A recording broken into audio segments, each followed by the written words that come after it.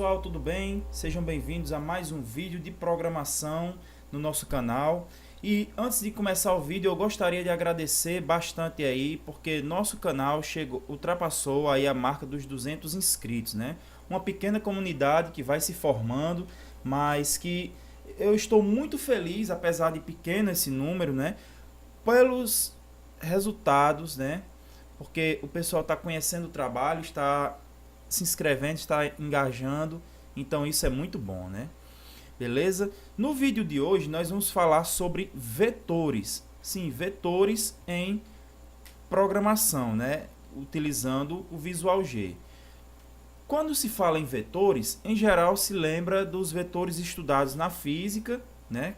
Ou em matemática, na geometria analítica, na álgebra linear. E vetor é o seguinte, a gente é acostumado a dizer que um vetor é um ente matemático que tem três coisas, né? Módulo, direção e sentido.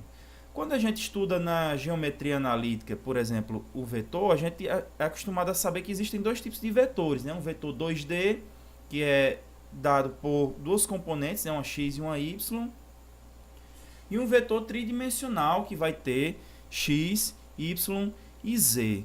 No entanto, a programação ela extrapola um pouco mais esse conceito de vetor, porque a utilidade do vetor é a seguinte: por exemplo, se eu quero calcular, digamos, uma média de um conjunto de alunos, um número grande de alunos, digamos 30 alunos, se eu for utilizar uma variável para cada aluno, isso aí vai ser muito complicado. Eu teria, por exemplo, que escrever A,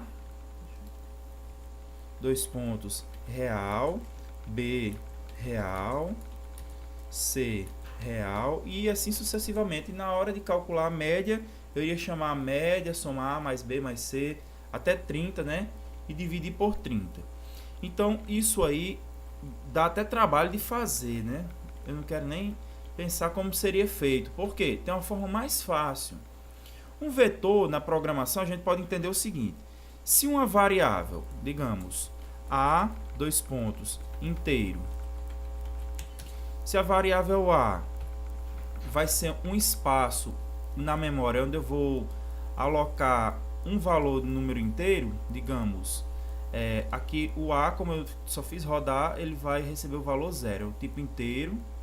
Então, um vetor, ele também vai ser um espaço na memória, certo? Mas que ele vai poder ser dividido em espaçozinhos menores, tá bom? Então, a gente pode criar vetores com a quantidade de espaços que a gente quiser, e para utilização de, por exemplo, para alocar caracteres, números inteiros, números reais, do jeito que a gente quiser. Só que, por exemplo, um vetor de inteiros eu só posso alocar números inteiros. Um vetor de caracteres eu só posso alocar caracteres. Ele é homogêneo, né? Ele tem uma estrutura uniforme. Como é que nós vamos fazer isso? Por exemplo, eu vou criar aqui a variável nota, só que nota é um vetor. Aí quando eu escrevo dois pontos vetor, a palavra vetor já é reservada pelo programa. Agora eu vou colocar aqui o tamanho desse vetor, ou seja, o início e o fim. Quantas caixinhas eu vou querer dividir esse vetor? Então, esse vetor vai de 1, digamos, até 50. 1, 2 pontos, 50. Início é 1, fim é 50. Ou seja, ele vai ter 50 componentes. E vai ser de quê? Vamos imaginar aqui, inteiro.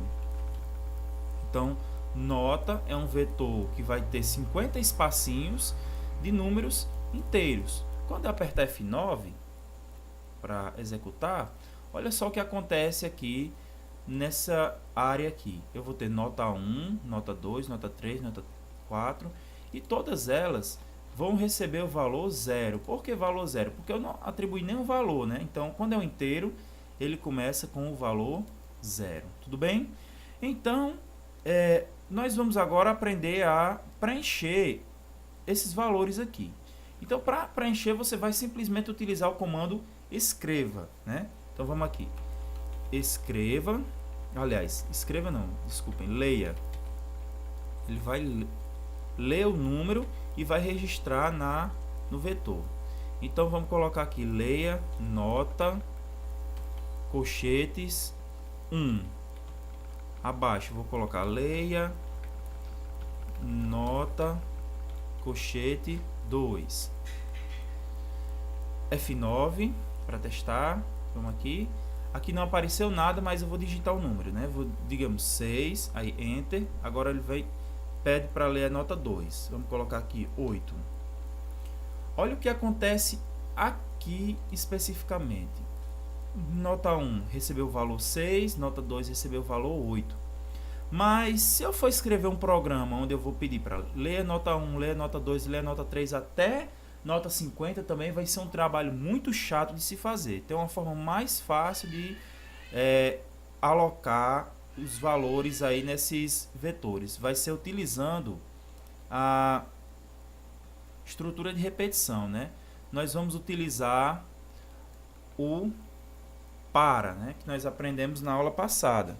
Então vamos fazer o seguinte, olha, eu vou criar uma variável auxiliar aqui, uma espécie de um contador, um i, que é um inteiro, e vou escrever o seguinte, para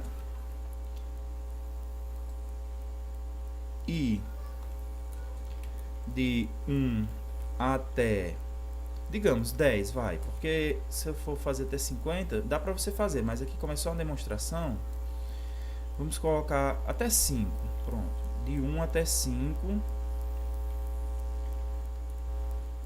faca, aí aqui eu vou colocar fim para, então aqui está formada a minha estrutura de repetição, aqui dentro eu vou mandar ele ler, como é o nome da minha variável, nota, né? Nota, colchete, i. Aí com isso, olha, quando eu aperto F9, opa, deu um erro aqui, linha 10, sintaxe incorreta. Ah, ok, beleza. Vamos ver aqui o que houve. I, 2 pontos, inteiro. Ah, tá, ok.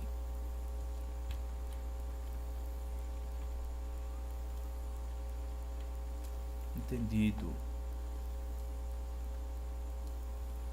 Não declarei a variável no espaço de variável, né? Isso aqui é importante. F9. Aí o que é que acontece? Ele não vai escrever nada, mas o objetivo aqui é ler, né? Então, você vai alocar um valor no i, nota 1, digamos 2. Nota 2 eu vou colocar 4. Nota 3 eu vou colocar 6. Nota 4 eu vou colocar 8. Nota 5 eu vou colocar 10. Então terminou o programa. E o que é que esse programa fez? Ele preencheu a memória desse vetor nota com os valores 2, 4, 6, 8 e 10. Em seguida, a gente pode até inclusive fazer um comando aqui para que a gente possa imprimir, né, mostrar esses valores. No caso aqui eu vou fazer o seguinte, olha, outro para ir de 1 até 5, faca, escreva, vou botar escreva, certo? Nota, colchete i, fecha colchete, fecha parêntese, fim para. F9, vamos aqui. As notas vão ser 1, 2, 3, 4, 5, Enter. Aí ele, no final ele mostra o vetor 1, 2, 3, 4, 5. Um vetor com 5 componentes, beleza? Aí com isso você pode brincar com esses vetores. Pode fazer média, pode criar um programa que faça um produto escalar entre eles, certo? Então dá para fazer muita coisa.